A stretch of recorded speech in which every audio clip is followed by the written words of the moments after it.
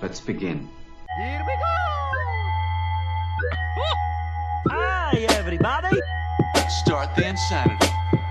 You are not worried, are you? Me? No. Well, we're waiting.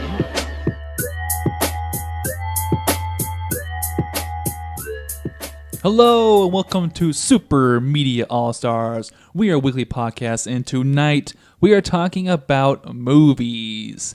I'm your host, John Harris, and tonight I'm joined by three other All-Stars. The first one being Jake Boston. My name is Jake Boston, and I like to kick and stretch and kick. And my podcast is 50 episodes old.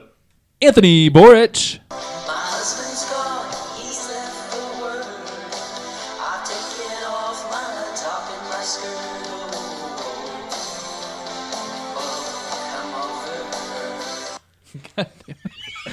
And Brent Harris.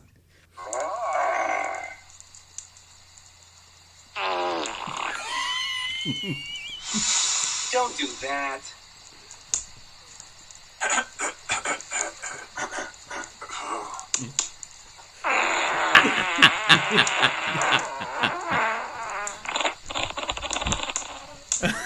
I guess it wouldn't be an episode 50 without some fart jokes and a little bit of Tim and Eric in there as well. We got a great episode for tonight, so we'll be going over Ant-Man and the Wasp. We saw this premiere opening night, and we got some thoughts for you on this podcast. But before we dive hardcore into things, it's been about 2 weeks since we talked movie, guys. Mm-hmm. I've seen a lot of stuff that I will not talk about everything because I've literally seen 10 movies in 2 weeks. Dang. Yeah. What's your highlight there, Jake? Well, highlight for the first 2 weeks since we've been missing is Big Brother. Big Brother. Are you I haven't caught caught up. Oh I haven't my watched God, any yet. Anthony. It's I know. been so good. It's been really fucking good because there's no returnees. It's all newbies and they don't know what they're doing, and it's amazing. Okay. I know. I told myself I was going to catch up before Sunday, so. Yeah. We talked about Big Brother in our first episode. Yeah, we did. Almost 50 episodes ago. That's crazy. Uh-huh. 50 episodes. It's crazy. Yep, and we're still talking about Big Brother. I will always talk about Big Dear Brother. God. Oh, boy. So I had a chance, to check out The Secret Life of Walter Mitty. Yeah. Is that the full title? Yeah. Yeah, that's it. Did you like it? I liked the first half hour, and then it went to a direction. And I was like, oh, this It got weird. Yeah, everything with Sean Penn I hated. Is a little. Yeah, I didn't like the Sean Penn. That was the one part that kind of ruined it. Yeah. Otherwise, it's a decent movie. Mm-hmm. Well, I thought it was like a movie that explores his daydreaming and all the crazy stuff he daydreams about, but then it stops. Yep. And the whole point of the movie is stop daydreaming and live your life. But the most coolest things about that movie was his daydreams, and I thought that was gonna be the theme of the movie, and it wasn't. Mm-hmm. I was severely disappointed with the tone change that movie took, and then it just it felt like Ben Stiller was trying to be artsy, and he's not artsy. I don't think that He's done a lot of. I was going to say, hold on. I And kind of disagree. I thought and- he's a good actor. in this movie, though. I feel like he was trying too hard to be something. He was trying to prove something. I have a Ben Stiller artsy movie that I've watched, but what did you rate this movie? Oh, it's like a 2.5. Yeah? It's like an average movie to me. Okay. My Ben Stiller artsy movie is called While We're Young. Okay. It's directed by Noah Baumbach, and he's one of the big mumblecore indie directors right now. Okay. And it's about how Ben Stiller and Naomi Watts are this old couple. They're in their mid-40s, and they're trying to be young because all of their other friends are having kids and whatnot. The movie was really good until the third act, which took a twist that I didn't like. But I would say check it out because it's good. I gave it a 3.5. I'm Nice. going to watch that one. It's on Netflix. Huh. So Compared to Walter Mitty, though, Ben Stiller also directed Walter Mitty. yeah, he did. I feel like he played that to himself, and I hated it for that. Yeah, that was him being artsy. I will have him direct a Zoolander or a Tropic Thunder any day. Compared Oh, to yeah. Yeah, Agreed. a comedy, a Agreed. strong comedy. Agreed. To get myself into the Ant-Man mode, I decided to watch another insect movie. Oh yeah, ants. Nope. B-movie! Human Okay, Centipede. and B-movie is a decent movie. Don't knock that. It's pretty good. The only reason B-movie is worth a watch is for Jerry Seinfeld and his voice, and that's about it. Oh, I like What's the the B-movie. deal with honey? Am I right, George? Is there a George character? I like that movie. Chris Rock plays a mosquito lawyer. Oh god. Okay, He's like, I'm that's a already very- blood sucking enough. Okay, that's funny. No, it's not. So it's worth a watch. No, it it's really not. is. Just to be like, why the fuck was this made? This is like on Monsters vs. Aliens level of Did- bad. I like that Oh movie no! too. Oh no! Did Jerry Seinfeld produce the entire thing? Yeah. That's what I thought. He was a big part in this movie. He was pushing it to the moon. Like since Seinfeld, he's only been a part of like three things: a documentary, B movie, and a shitty game show, The Marriage Ref. Oh yeah, on NBC. Yeah, that was bad. All of them have not been great. Yeah, when he made cameos on Curb Your Enthusiasm though. Yeah, he just wasn't a producer on that. Right. But yeah, that was the best thing he's done since Seinfeld ended. I watched Baywatch. Why? Because sometimes when I'm going to work and I'm driving long distances, I like to have something in the background. And Baywatch was my background movie. Was it? You shit? watched a movie while driving. I mean, kind of. I listened to the audio, and it's like at 5 a.m. Nothing's going on. So it's just like, oh, okay. I'm not just like looking at my phone for 45 minutes while I'm people driving. Yeah. This movie's great. It's like, hey, I look at the road for 3 seconds and then glance at my phone for a second. To his defense, I'm not sure if you actually want to see the entire thing of Baywatch. That's the only way I would watch Baywatch. And I was curious. Yeah, I had it in my top 10 last year for the boss competition. So, And it let you down then. oh, it let me down now too. Baywatch is so fucking bad. The only good parts are probably in the first half hour, just because it's R-rated and it's raunchy as fuck. Like this dumb fat kid gets his dick stuck in a pool chair.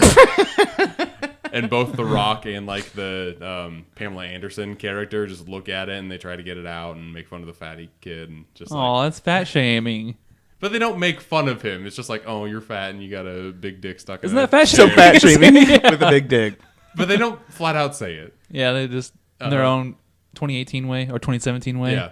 Hannibal Buress is in it and he's totally wasted and he's usually super funny and he just wasn't in here. I don't know. He's Zac usually Efron. super funny. I like Hannibal Buress, yeah. Ugh, I don't think He was so. great in the Andre show. Yeah, Eric Andre show? Yeah. Oh yeah. Yeah. He's just so weird in that show. Yeah, The whole show is weird. I like it guess. when he's so weird. In this movie, he played like straight, and I didn't like it at all. His stand-up's terrible, actually. I don't think so. Ugh. I like it quite a bit. I like his dry pan humor. Okay. I gave Baywatch a B, or not a B movie. I gave Baywatch a 2 out of 5, and I don't want to talk about it anymore. As we're in June and July now, or yeah, officially July. This is like I consider this the peak of the summer because I consider August like that back to school mode that the rest of society is in. Sure. So I had to throw in me and Danielle decided to get back into some of our. We actually share a very common binge, Lord of the Rings. Oh, nice. Blu-ray extended edition. Everything's all the footage is there. I haven't done that in a while. Are you including Hobbit? No. I wouldn't You call have what to. you're doing binging. Well, you, here's you watch like a half hour and then go to something else like Cuphead. No, we watch like half an hour to an hour because the extended edition, especially the Fellowship of the Ring, is like 3.5 hours long. Yeah. So it's hard to get that in one sitting. And to be fair, that's not binging. It's not. That is It's not binging. hard at That's all. not a strong Binging is binge. watching like all 3 of them in a day. in one day, Exactly. which I've Yeah. done 3 times. Well, so have I, but with today's demands, Every time I watch Lord of the Rings, it's called binging. You have to give it the respect it needs. You can't just stop. I want to watch an hour and then we'll play Cuphead and go to bed at 8:30 in the afternoon. Anyway, so we got through Fellowship of the Ring, and I guess In how many days? probably 4 days. Oh my god. Oh my god. Binging, we consider it binging because we're literally going by the Blu-ray DVDs, how they're split up. That's watching them in successive order. Then Yep. that's not binging. I consider it binging. That's binging one movie. We're binging an hour at a time, guys. I'm binging Glow right now. Glow season 2 is way better than season 1. I will say that. Okay. Because I'll give it it's another actually- shot. It's actually based on the wrestling instead of like leading up to the wrestling. Okay. So it's I'll good. give it a shot. Well, yeah, I mean that's the best way to watch shows, in my opinion. That's why I'm waiting for Westworld, which is now done. Yeah. Now I'm just gonna find time to binge it. I've heard mixed things about season 2. Yeah, I've heard it doesn't end as well as 1, but Speaking of seasons 2s, Yeah. guess what just got picked up for season 2? Big Mouth. Big Mouth. Woo! I'm on my 4th time watching this goddamn Oh show. my No, it God. is so funny. Like It's it's, terrible. Not so that funny. sick. It can't be terrible. that Like funny. it's sickening It's not funny. funny. Oh, it's funny. I'm more It's like, excited. it's like a perverted, ugly-looking Roger from American Dad. I love it so much. I don't know why. They showed a new trailer for the Simpsons creators' new Netflix show. Yeah, see, I'm excited for that too. What's it called? It's not Enchanted, but it's something like it's, that. In something. Yep. But I'm guessing you're going to watch that like at least 5 times over and over and over. Oh, yeah. How many times have you watched Futurama over and over? Oh, a lot. So it's John and Brent. Oh yeah, I But don't Futurama, like. you don't like Futurama? I hate it. I love Oh, Futurama. that's one of my favorites. I think I like Futurama better than Simpsons. I've never found that show funny or I do. interesting. I can't say that. As a whole, I do. Oh, no. There's been way better episodes of Futurama than there has been of The Simpsons. Since we're disagree. kind of talking binging and Netflix, they have release date for Castlevania Season 2 on Netflix. October, right? Yeah, October. It's coming. I don't know if you guys have a chance to check that out. That's going to be great. But also, a little bit of tidbit of news here. Netflix is projected to spend more money on their own programming than any other TV, cable, streaming service in like the next, like 2018, 2019, and up to 2020, I think. Every Hollywood studio. Yeah. They're going to spend more than everybody. Is that why they're in so much debt? Or Well, I think they can because they have so much assets. Yeah, Oh. that's the thing. I can't remember how many subscribers there are. There's over 100 million. A ton. And they're all paying $10.99 a month. So you're making, what, over $100 million in every month? $10.99. You mean $8.99? No, they It's raised gone the up. prices, yeah. Oh, and speaking of that, they're doing like tiered shit for Yeah. ultra high def. Yep. Testing out in the UK. So fucking stupid. It's going to come here. Just like It with is. Movie Pass now. yeah. Movie Pass, like if you want to see a movie on a Saturday night, you got to pay an extra $3. Yeah. It's So fucking stupid. it's I hate called that. Disenchantment. That's it. man. Yeah. And they have trailers now, so I can Gotcha. check that out. This just makes me wonder if cable and all those guys are going to be relevant in the near future. Probably not. It's already pretty much not. Yeah, Besides sports.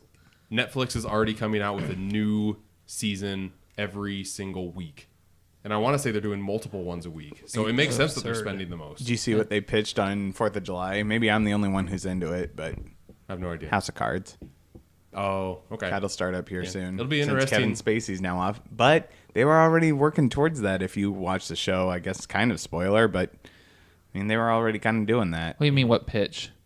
She had a quick trailer where Robin Wright is talking to the American people. Oh, really? Because she's now the president. Again, spoiler if you haven't seen. This is a giant spoiler.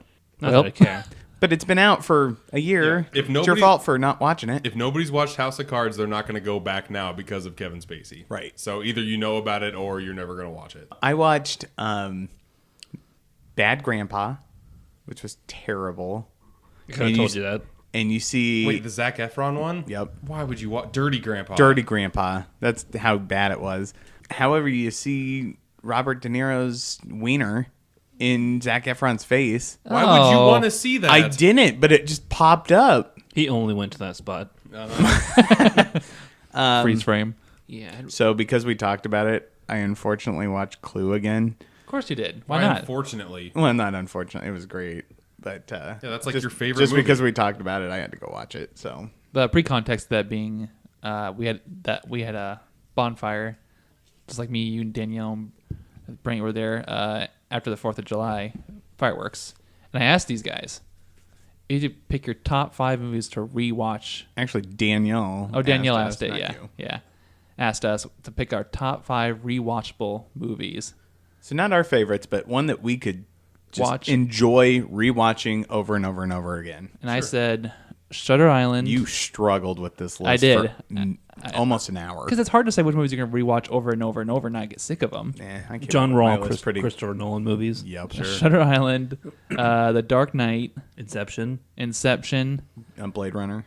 Blade Runner 2049, and I forget what my last one was, but I would do Back to the Future for sure. A Tarantino movie. I thought I would do Pulp Fiction, but I think I'm going to do Django Unchained, Toy Story.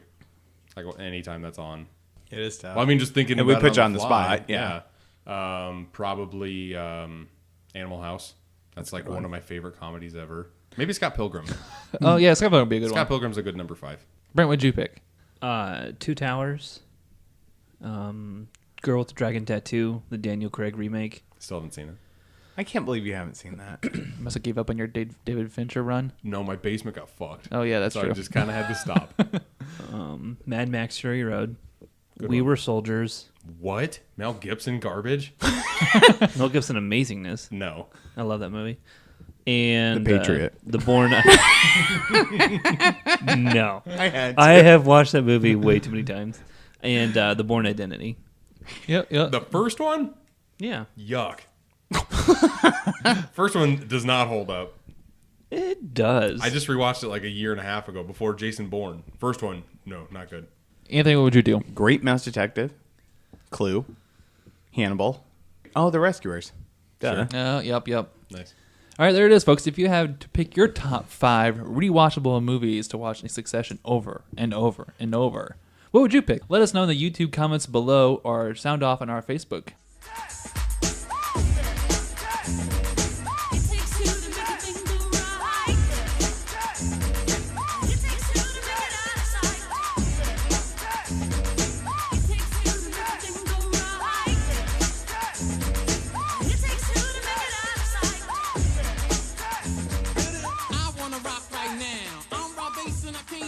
All right, guys, let's go ahead and jump into the main portion of our show. And that is going to be, we all saw Ant-Man and the Wasp. Thursday premiere night is now Friday, opening weekend. And we're going to go ahead and start off things with a spoiler-free section, just kind of some general thoughts and some aspects of the movie. Then we'll have a spoiler section, and we'll go back to spoiler-free in our review section. But to kick things off, guys, what was your first general thoughts leaving this movie? I guess what I expected, and that was just disappointment. Yeah, all of us saw the same movie together, or we were all in the same theater, and our audience was fucking losing their minds over this movie. Must have been And an Ant-Man crowd. I guess. Like, I would say this movie got more reactions than Infinity War did, Oh, yeah. which is nuts.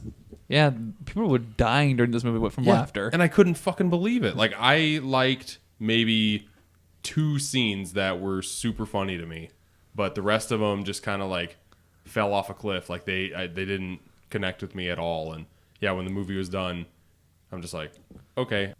I enjoyed it. I wouldn't say it's a stellar movie by any means, but I wasn't expecting that at all. It was funnier than I expected. I know Ant-Man's known for being like on the comedic side, but I found it pretty enjoyable. I mean, it wasn't terrible. It was kind of a fun ride. It was much better than the first one, in my opinion. But We'll get into that. Yeah, we will. For me, it was actually, I went in very low expectations, wanting to be proved wrong, and unfortunately, I wasn't. A lot of the jokes fell flat for me, and what I was expecting with the story is what I got. Good or bad, we'll get into that in a little bit. But along those lines, this is definitely, Jake alluded to it, and it's no surprise hiding from the trailers and the where we left off with Infinity War. This is a very personal, smaller scale MCU movie. Yeah, just like the first one. Yeah, very still centered around Scott Lang, the Wasp character, and basically that whole little family that they've developed from the first movie. With remaining spoiler free, does that still work for Ant-Man and the Wasp for you guys? I mean, it doesn't work for me, but it must work for some people because like this is pretty much the first movie. It's not like plot wise, it's not, but it hits the exact same notes over and over again that the first movie did. I agree with that. Like this reminded me of a second episode to a Marvel TV show than it did a sequel to Ant-Man. Brent, what's that face about? Just like I don't DC know. movies. I feel like you guys expect way too much from this movie. Well, and that's about the point I was just about to make, is that they are just throwing shit out just because of the money that they're going to make, especially for the tiny little bit that they give right at the end. I won't say what it is because we're in non-spoiler, but that is the only reason this movie is going to make so much money, is because they think it's going to tie into the Infinity War somehow. And it does a little, kind of. I mean, but if people find out that exists, they're not going to go see Ant-Man to watch it. They're just going to watch it on YouTube. I think at the end of the Infinity War review, that's what I said about Ant-Man. Like, the only reason I want to see it is for the stinger at the end. Yeah. And that's the only reason this movie was created, so that they had something to fill until they had another big Marvel movie come out. See, I didn't want to go in there with that mindset, but what really drove this movie bad for me, they try to incorporate so many elements that we're going to have to talk about in spoilers, but a lot of these elements don't get fleshed out enough for me to really care. Like Jake said, a lot of these elements are continued from the first one, but they're not fully fleshed out, and there's no emotional weight or stakes, really, that we kind of talk about with Marvel movies that gives this movie any kind of really depth that I was looking for. Mm-hmm. Even just taking out the MCU factor, this movie still, to me, lacks any good things I want to see in a movie. And it's weird because I don't mind campy movies and I don't mind campy superhero stuff. It's just this Ant-Man and its sequel have a weird tone that just like don't click with me. Sure. It just doesn't do anything. It would be fair to talk about the humor, because Ant-Man 1 was definitely known for a more humor route. And Brent, you kind of alluded to it. Brent, how did the humor strike you in this movie? If some of the jokes obviously didn't hit, but that's to be expected. But there were like, so even when we said that our audience or our people in our theater found a lot more of the jokes funny, there was some that were just like either no one caught on to it that it was a joke, or they just didn't think it was funny. And the movie like paused for a half second just for like laughter breaks. Yeah. And when they weren't there, they just sat in their shitty joke telling. It was awkward. So I just, instead of getting mad about it, I just found it even that just that much more funnier. It wouldn't have been so bad, but I mean, the humor at the pacing that it's thrown at you, and like you said, only maybe 1 in 5 jokes land that actually make you smirk. And I know I've said this before, but I'm going to continue to say it. The Paul Rudd stick doesn't work for me anymore. See, my 2 favorite things were funny only because of Paul Rudd. Really, I did not almost find anything about Paul Rudd's or Scott Lang in this remotely funny. I love Paul Rudd, and he was the best part in the first movie. He's the best part in this movie. Like, if they didn't have Paul Rudd, they would be in serious trouble because, like, I don't know any other actors who can really like pull off what he does. Yeah, that's just me probably, because I would Personal argue. taste. Yeah, I would argue with Brent's comment about the people we saw was in the audience in the theater. This humor just clearly wasn't for me, because I didn't find myself laughing, and people were dying, holding their sides, laughing, and I just sat there going, "What? Who?" Yeah, we'll get into it later, but how is this guy funny? And let's just go through the characters and actors here, because we actually got quite a list of actors and cameos to get through. We'll save the ones for spoilers, but obviously we have, like we said, Paul Rudd back as Scott Lang. We have Lily as Hope Van Dyke, and she got a lot more screen time in this movie for sure. Because she was like in the title of this movie. Yeah, and it's cool to see them pick up right where they essentially left off with Civil War, which is a big theme in this movie. I'm glad her haircut wasn't like a black helmet this time. Did you guys like her character in this movie? As compared to the first one? Compared to the first one, yeah. Yeah, first one she didn't have a lot to do. I like her haircut better in this one than the first one. Yeah. That bob cut in the first one annoyed the fuck out of me. And this one she just has like longer hair. That's what I just said. Like a normal person. I'm sorry.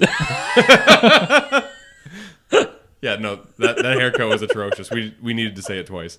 Like, Sorry, bud. no, it's amazing.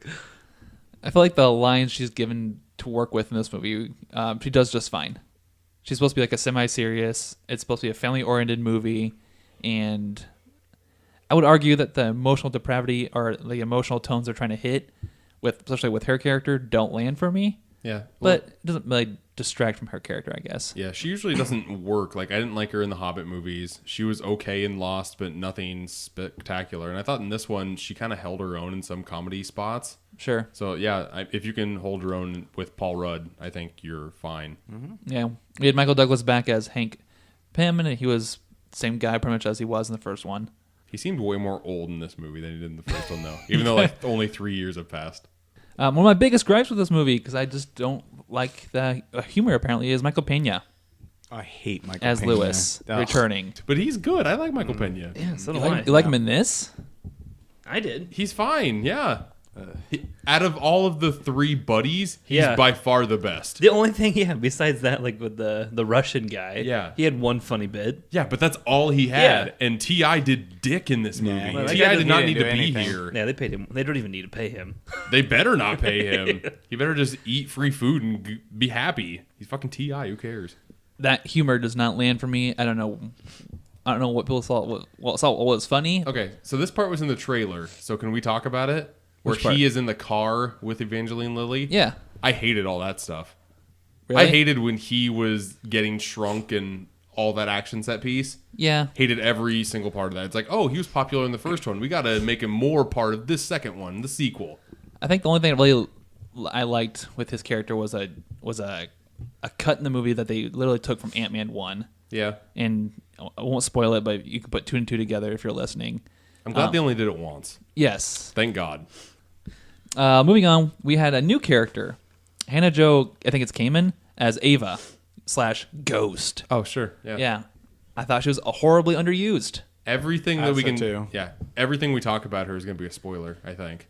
Yeah, But I liked her when she was part of it, and she needed to be in more. I was okay with her acting, but I wanted way more of her character, and just I can't talk anything more about it. You didn't like her, Brent? Your No. face. I didn't care for her character at all. That was pointless. well, that's what It was we're such saying. a I say it was- throwaway villain. I'm saying it was underused. That's what I'm. Yeah. Oh, I thought you that's said you what we're wanted all to see saying. more of her. I want to see her fleshed out more. I want No. to see her utilized better. I want none of her. Because they could have made her really good, but instead there's only one thing. Like, there's only one reason why she's doing what she's doing, and it's so fucking lazy. We had Abby Ryder, I think it's Fortson, as the returning Cassie, the daughter of Scott Lang. Only reason I bring this up is because kids can have a very comedic element to them in some movies, but once again, maybe it's just me, It is. I didn't find the kid that funny. Oh my god. Well, funny, she's fucking 10 years old. Who cares? She was really good at being a 10-year-old girl. But in the last 2 years, we've had like It and other stellar performances from kids. Okay, but what about MCU kids? Like, Yeah, it was Iron all- Man 3 kid I hated. Yeah, and I'm no offense to Cassie, I don't really care for her in this movie either. I hate children. No, I don't. It's just she was in it for like emotional part and for some humor parts, and they just didn't land for me this time either. But what'd you guys think? She's a fucking child, Yeah, John. she did fine. Yeah, she's I'm not fine. ragging on her. I'm just saying it didn't work for Cute me. little gal. Sounds like you're Rick.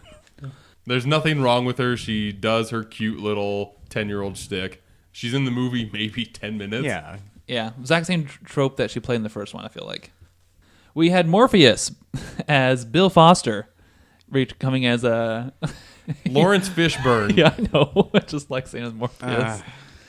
He contributes to kind of a Hank Pym level. We'll get into spoilers, but how does character flesh out for you guys?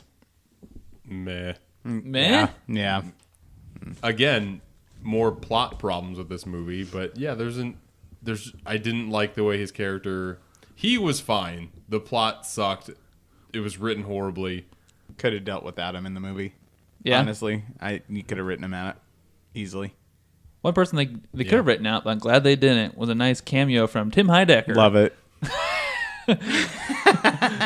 Is that spoilers? Because I want people to be surprised by that shit. 'Cause No I had one no knows No who idea. that one's is. going to see this movie. No one knows who that And no one is knows who besides Tim these two Heidecker losers. is. No. Tim and Eric. Yeah, exactly. And it was so fucking amazing. I was sitting with my wife one row above, and once he popped up on screen, nobody else knew who he was.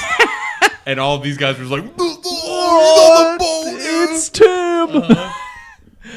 Only reason because like they had referenced My Pep earlier in the movie, and like that is from Tim and Eric, those thieves. And sure enough, Tim pops up and as a whaleboat captain. But what's his name, Jake, that you saw in the credits? Captain Daniel Goobler. I really wish Eric would have showed up too.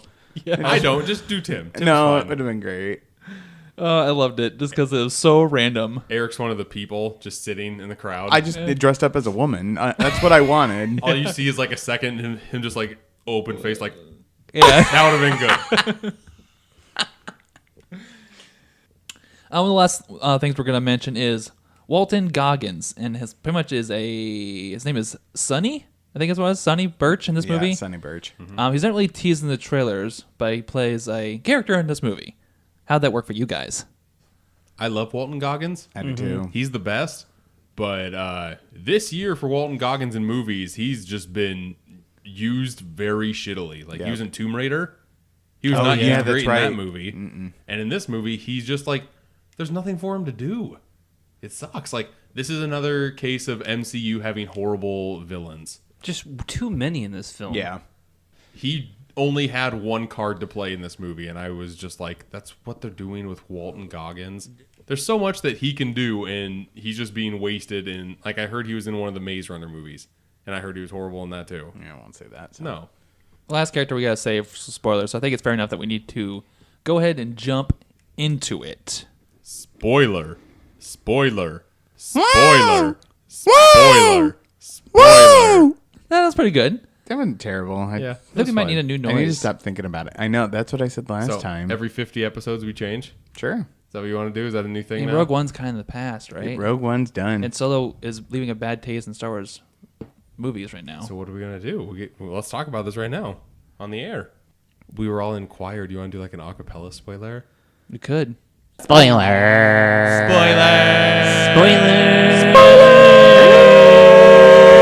We are not we are not matching pitch. Brent, get that auto-tune fixed. Turn us all to auto-tune, please. Spoiler.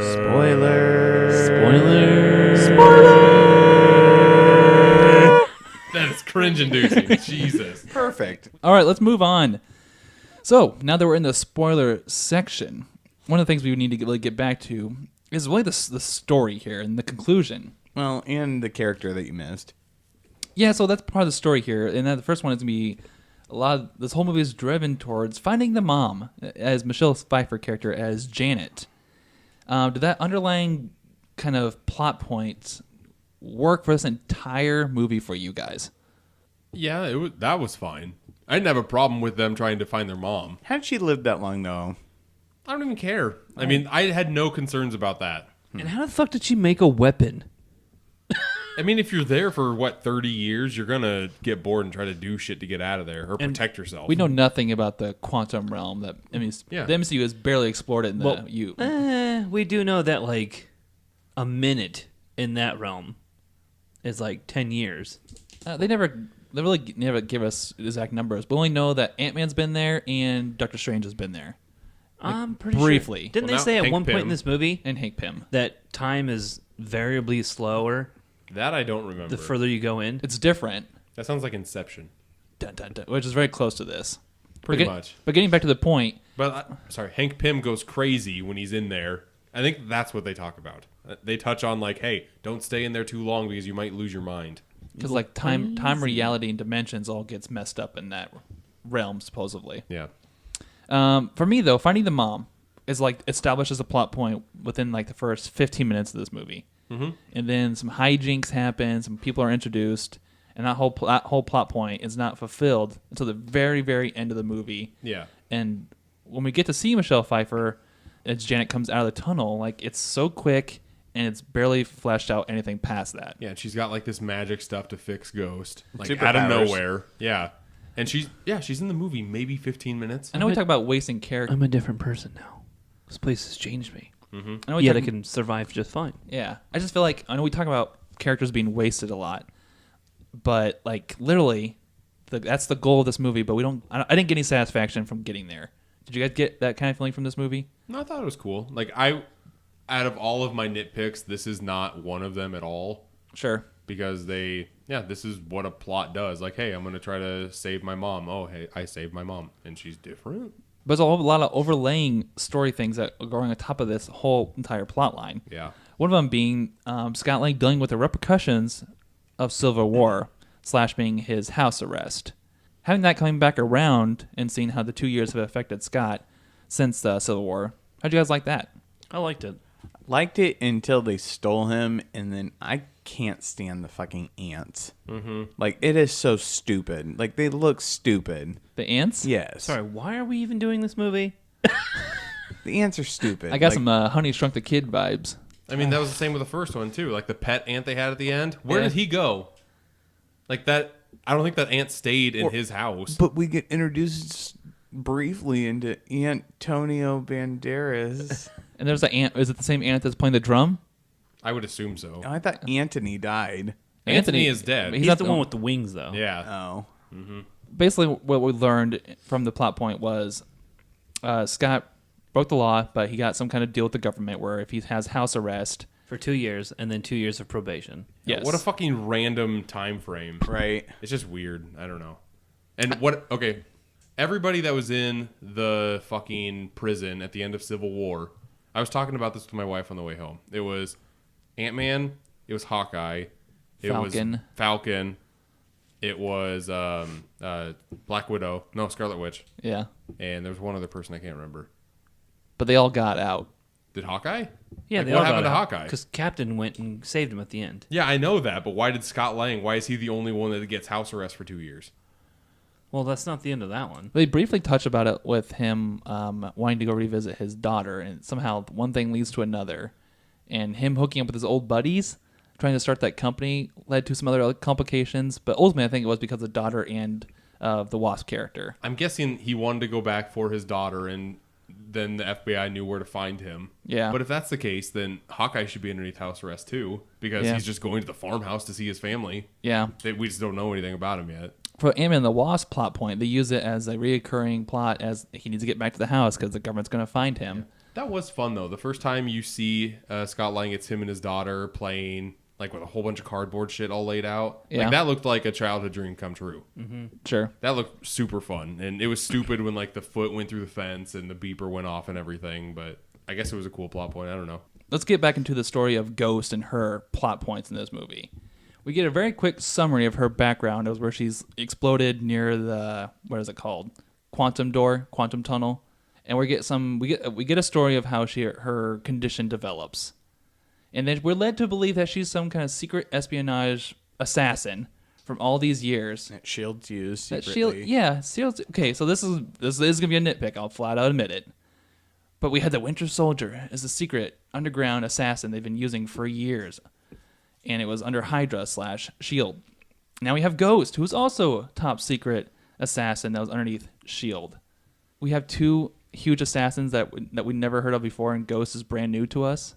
Sure. The thing that I hate about Ghost is that like if she had like a calm, like if she didn't have a temper, if she had a cool head, she would not be a bad guy.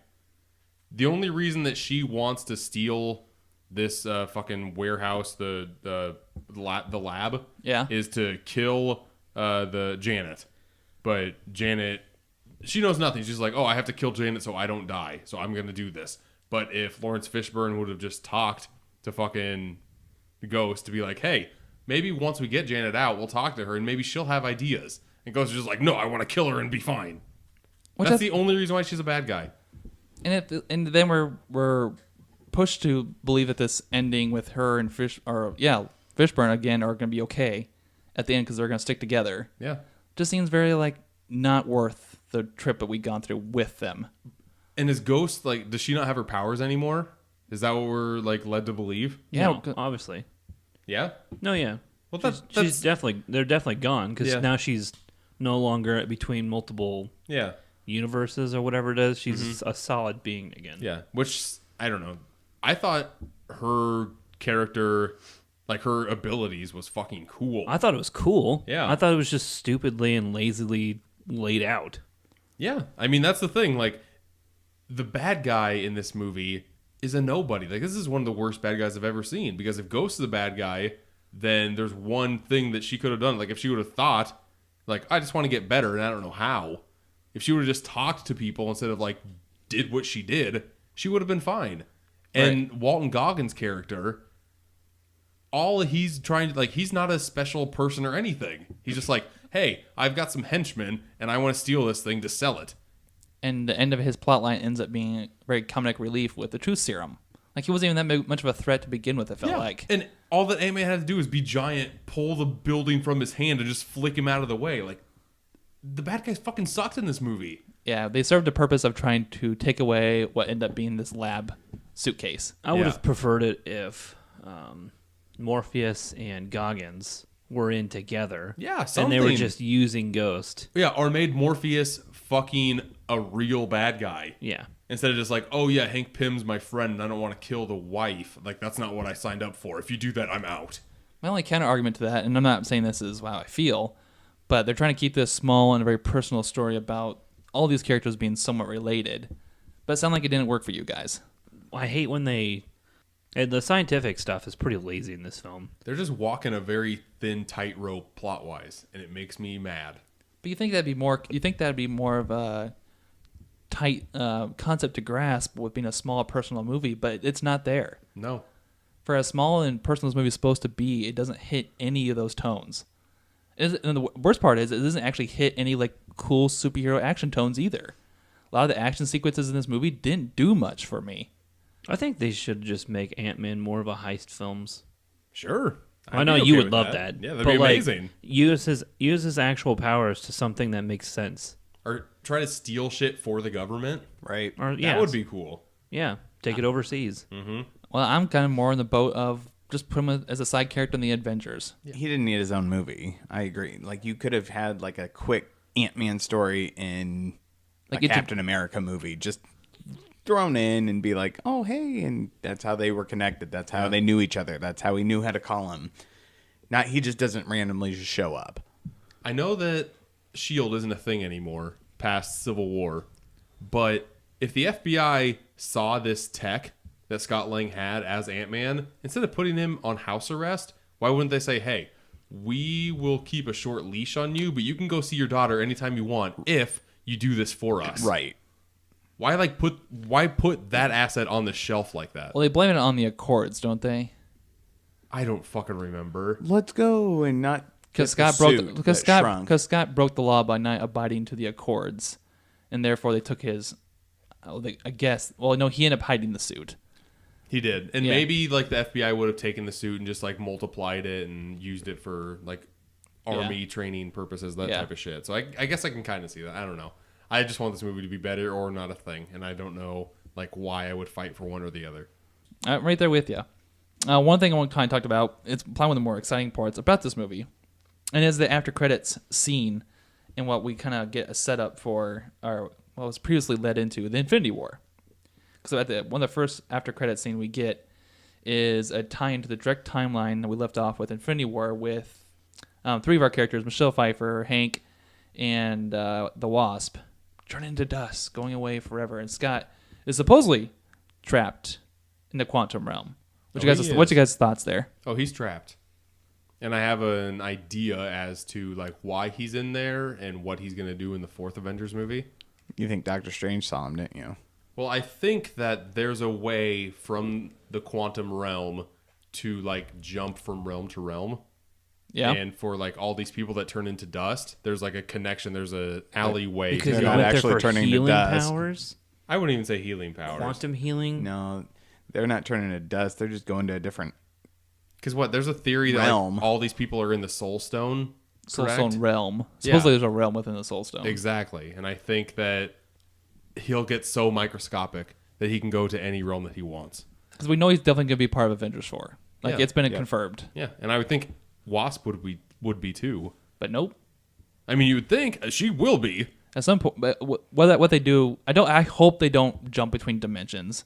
That'll be way too convoluted for a mainstream audience. I don't know. I feel like the fourth one is going to take some major risks, just like the third one did. Yeah, but they got some justifications to get there. Yeah. We don't know enough about the quantum realm up to this point to like justify what they could be doing with Scott. Yeah, no, we don't know dick right now. We just know that he's stranded in the quantum realm. That messes with time, reality, and all sorts of dimensions. But that's all the extent we know, and the fact that he's locked in there when Infinity War ends. I don't think Doctor Strange is going to save him because he went into dust too, right? Yeah, but don't you think that he went to all those different places and he saw something, and that's why he came back? He only saw one solution that would work, and that's maybe he couldn't say anything. We could speculate all day about. I sure know. could. I know. I mean, unfortunately, the last after credits scene was the ant playing the drums again. Yeah, you wait 8 minutes to see, like, the only cool part was that, like, this is not a test thing, like, on the TV. Yeah. That part was cool, and seeing just, like, I wanted more of that. I wanted to see more of San Francisco just, like, isolated and shit. I wanted to see, like, you see that, and then on the couch, you see the little girl is sitting there watching the TV. So she didn't disappear. Yeah, you don't get I know, anything. I know that would... Yeah, that's It, too. it would that's too ultimately dark. set her... No. To leave a child by herself with no parents. We're better than having her disappear into dust. At least didn't show she's that. 10. She'll be fine. No, I'm saying yeah, She'll but just be leaving her by scared. But she knows that her dad's a superhero and she needs to help. And that maybe another character. And I'm afraid to ask, but let's go ahead and ask it. What are some of your favorite and least favorite scenes in this movie? I'll do a funny one. I thought it was funny. Again, it lasted way too long, but him being little, like an elementary kid. That was with good. That was hilarious. Actually found that Do you funny. actually have those things? Do you have the juice box and cheese? Well, That's funny. Just like the Yeah. animation that was It's stupid, but it's funny. Like, him running with that sweater on was Yeah. pretty good. Yeah. I Or, enjoyed like, that. jumping down the That's steps funny. one Yeah. by one. That was Yeah. fun. That's funny. Like in a movie where you can get as big or as little as possible, you need to have like more circumstances like that. Yeah. Because that's just you can't do it anywhere else. It's fun. So Yeah. that worked for me. I thought Yeah. that was funny as hell. Like that's glad the you brought that up. Ant-Man humor that I want. That part was good. Yeah, that was one of my funny parts, which was like all Paul Rudd. I mean, I guess Paul Rudd was the tiny guy, but everybody else was good in that scene too. Yeah. The other one that I liked was when Paul Rudd was playing Janet. Oh yeah. I yeah. liked that part quite a Yeah. bit. Okay, that was funny too. Yeah, those are the two parts which basically focused on Paul Rudd. Like that was all Paul Rudd, Yeah. and the other people playing off him. Like if they didn't have Paul Rudd, they would have not been able to do that as well as they did.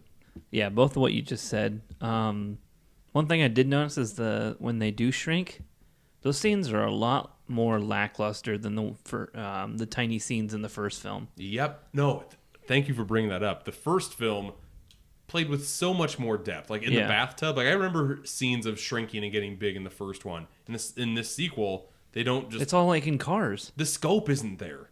Yeah. The car thing really made me mad because now just anybody that's driving in the car can go big or little. Like you don't really need a suit. Yeah. Like that's true. Lewis doing everything in this made me so mad. in the car scenes. Yeah. Yeah.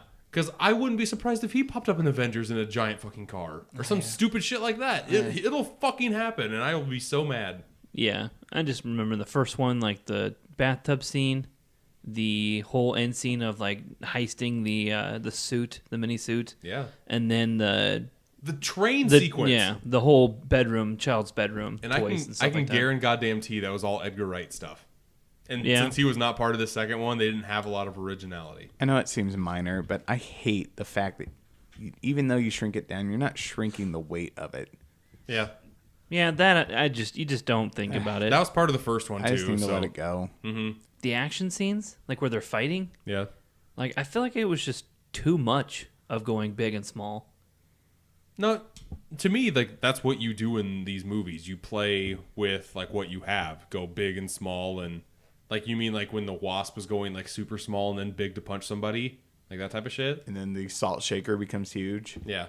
No, my wife was pissed because like, oh, they're in a small car, just stay small. You don't have to get small and big again. Like you're just doing that to make a fun action set piece. Yeah, like when they're running from them, so it's Yeah. like just drive underneath another parked car and they'll never find Yeah. you. Or instead of making the building fucking huge, why don't you two just shrink and go in a tiny building? Then you'll never be found. Right. You guys already mentioned my favorite scenes. My least favorite scenes were pretty much anything with the security crew. T.I., the other guy. Vomit inducing. Yeah. Yeah. The only thing that was funny about them was with the Russian guy, like I mentioned earlier, where he was talking about like that Baba old Yaga. like wives' tale about was it the Babadook? Baba Yaga. Baba Yaga. Yeah. Yeah. That was the only thing that Russian guy had to bring to the table. T.I. literally did nothing in this movie. did nothing. Like he was there to use a taser to save Lewis. And they were trying to That's make him it. funny, and he wasn't really funny. He's never funny. Fucking fuck T.I. And then, like, just to go along with that, like, people were dying over it, but I didn't find the Truth Serum remotely funny. I did. Did you? I thought it was Yeah. okay. When Lewis was talking really fast, I did like that. Yeah. And I will say the funniest part of Evangeline Lilly was when like she was trying to talk like Lewis. Because I didn't think she would be able to do that, and she did it in spades. That scene really was good. great too, where he's going through everyone and they're all talking like him. Yeah. That scene's great too. They only did it once, and I was fine with it. Yeah.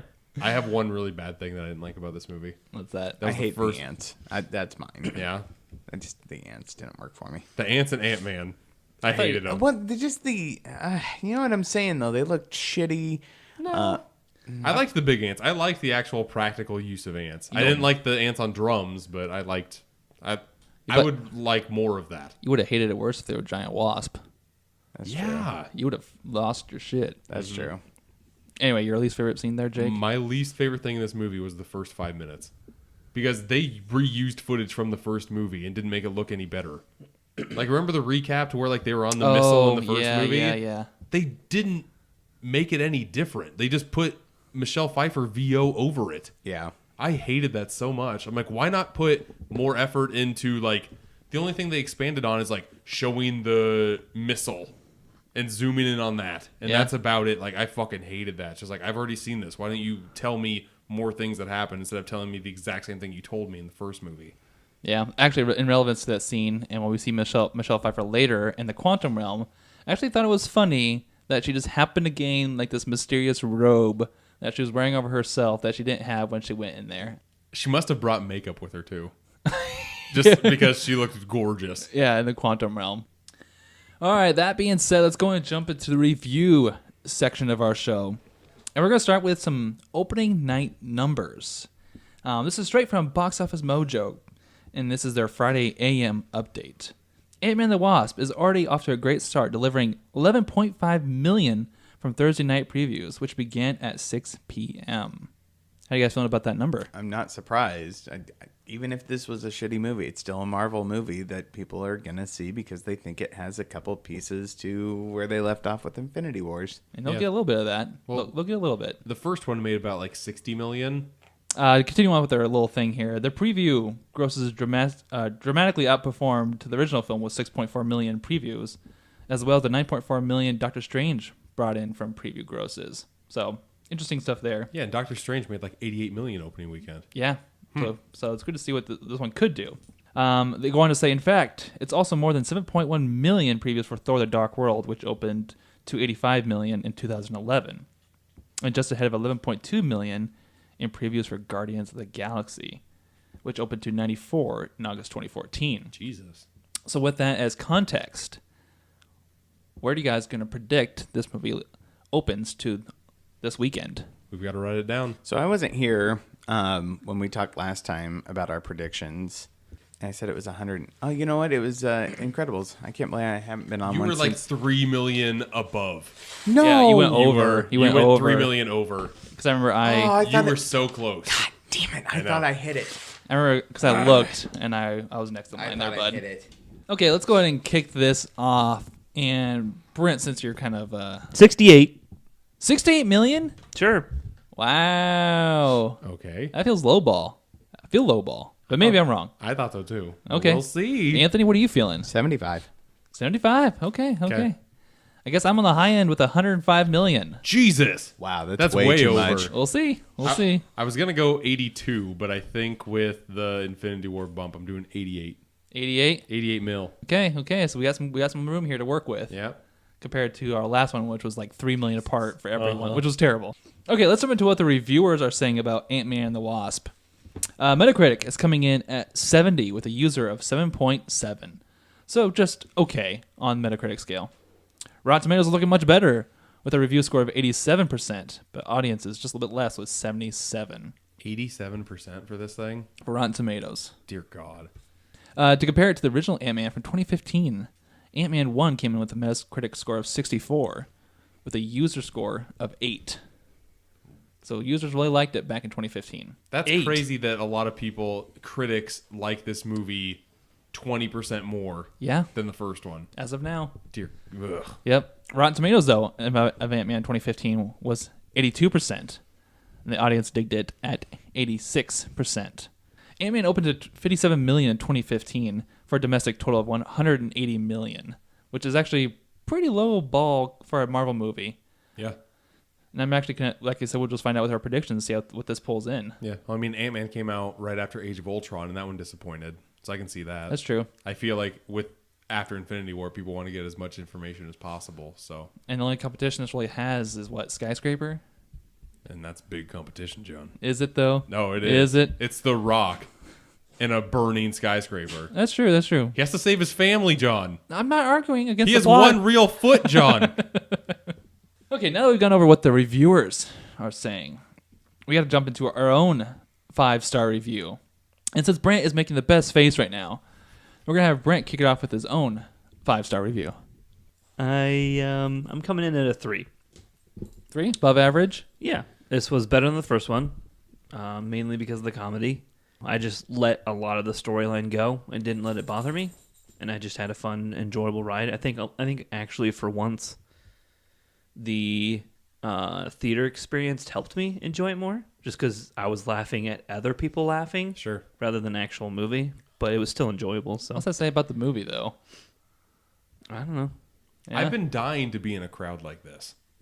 I really have, and that's what kind of makes me upset that I didn't like it as much as they did. I'm gonna rate it the exact same that I did for Ant-Man. This is a 2.5. 2.5? Like, I feel like this movie's a little worse, but it's not a full half star worse. Sure. So yeah, 2.5 out of 5. Yeah, with our scale, I feel like to say 2 would be unwatchable, or not unwatchable, but I wouldn't recommend it. I feel like if you're an MCU fan, you're gonna enjoy this movie. Just like maybe it's not as much as the other MCU movies. For me personally, just like I said, the comedy doesn't land as much as it should for me. It's trying to be personable, and it wasn't that personal to me. I didn't get family vibes at all. And I know it's not a big adventure, action, thrill like other MCU movies, but the action we got was just okay. So I'm with Jake at 2.5. I also gave it a 2.5. It was, in my opinion, better than the first one, so I gave the first one a 2. So I brought it up a half point, just based on it being just a little bit better, but still missing quite a bit. So I feel like this one shouldn't be a movie on its own. But that's my opinion. Sure. Gotcha. We couldn't talk about MCU without going back to our infamous list that we've created with our Phase 1, Phase 2, and Phase 3 of our ongoing MCU rankings and reviews. That's right. Jake, can you read off a list that we had left off on Phase 3 prior to Infinity War? Yes. Let's see here. Out of the 18 movies in the Marvel Cinematic Universe, here's how we rated them. Number 1, Guardians of the Galaxy. Number 2, Iron Man. Number 3, Captain America Civil War. Number 4, Captain America First Avenger, for some weird fucking reason. Number 5, Spider-Man Homecoming. Number 6, Captain America Winter Soldier. Number 7, The Avengers. Number 8, Guardians of the Galaxy Volume 2. Number 9, Black Panther. Number 10, Thor Ragnarok. Number 11, Avengers Age of Ultron. Number 12, Doctor Strange. Number 13, Thor. Number 14, Iron Man 2. Number 15, Iron Man 3. Number 16, Ant-Man. Number 17, Thor 2. And number 18, the incredible green shit. So let's start off with Ant-Man and the Wasp. We were all around that 2.53 mark. This goes right below Doctor Strange for me. I'd put it right. Better than Thor? Yeah, Thor's one is garbage. I'd put it right above Ant-Man, the first one. I would put it below Ant-Man. I would put it below Ant-Man. But that's 2 below Ant-Man, 2 above Ant-Man. And one way above Ant-Man. 1 way above Ant-Man. So we back down to a coin flip again. Or since he's so way above Ant-Man, we can just agree to put it right above Ant-Man. So it'd be number 16. And bump Ant-Man down. 17. I'm okay with that. I don't. I'm care okay about with this that too. Ant-Man thing. If it means compromise. I'm not gonna fight about fucking Ant-Man and the Wasp. Yeah, as long as it's down in the bottom, I'm okay. So Ant-Man and the Wasp comes in at number 16, bumping Ant-Man down to 17. That's right. The bottom quarter of our MCU growing list. But we also have had some time to think about Avengers Infinity War. Yeah, we have. And we do not have that on this list yet. So we need to also put Avengers Infinity War on this list. So how would we rank that bad boy? Bottom. Oh, Yeah, mine's okay. pretty far up. I gave it a 4.5. Pretty sure that was, I gave that a 5. I gave it a 4.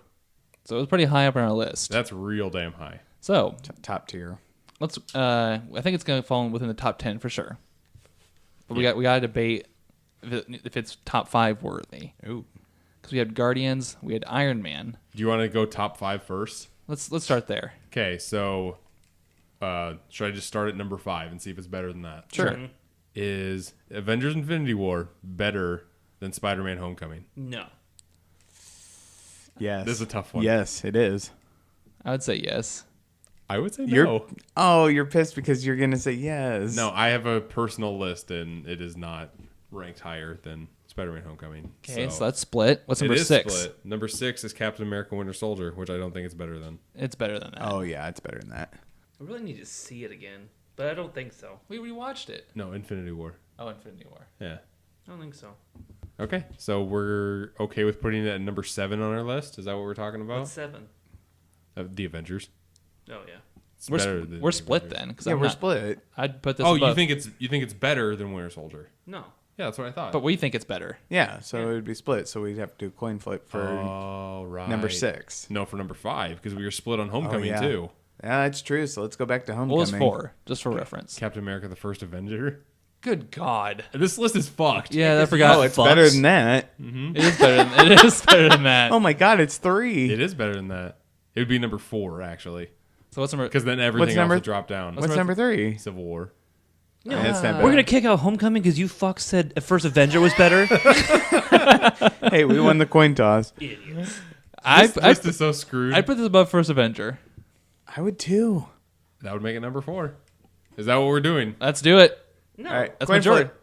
Coin flip? Oh wait, no, you said it is too. It's better than First Avenger, yeah. All right, That's majority. number 4. It is. That's majority. I love it. It's not better than Spider-Man Homecoming or Captain America Winter Soldier, but on our list, it is. This is a compromised list. So 4th or 7th? That makes sense. So that would make Avengers Infinity War as our number 4 and Ant-Man and the Wasp as our number 17. I like it. It's the best right. we could do. There are now 20 MCU movies. Yep. It's a lengthy, girthy That's list. a big one.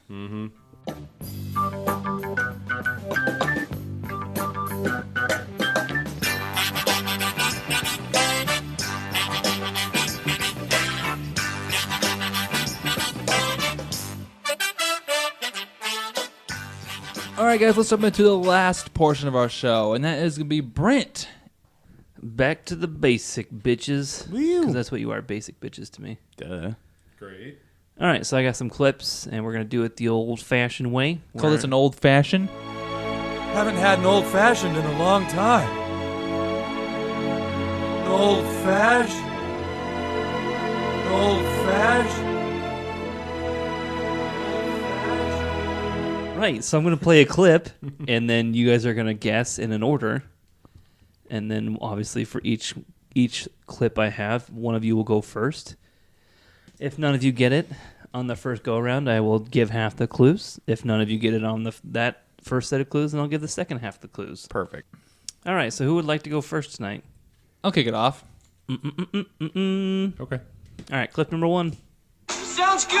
Yeah. I'm gonna take her to capacity. Are you okay with that? Give it a shot. Sweet. Oh yeah. Michael McDonald, man. I haven't heard this in years. Yeah, I haven't heard it in like 48 minutes. If I get the set, will you throw in the DVD? You don't get the set, I'll throw in the DVD. Okay. I'll take it. Really? Yeah. 40-Year-Old Virgin. Correct. Nice. Ding, ding, ding, ding. Good job. That's a good clip. Yeah, I got that like 5 seconds in. I should have started. That was a good clip, Brent. Haven't had an old fashioned in a long time. Jake, you're up. Okay. Clip number 2. We'll say one thing for her, Ed. She does have a nice big old behind. I'd like to put some barbecue sauce on that button. Just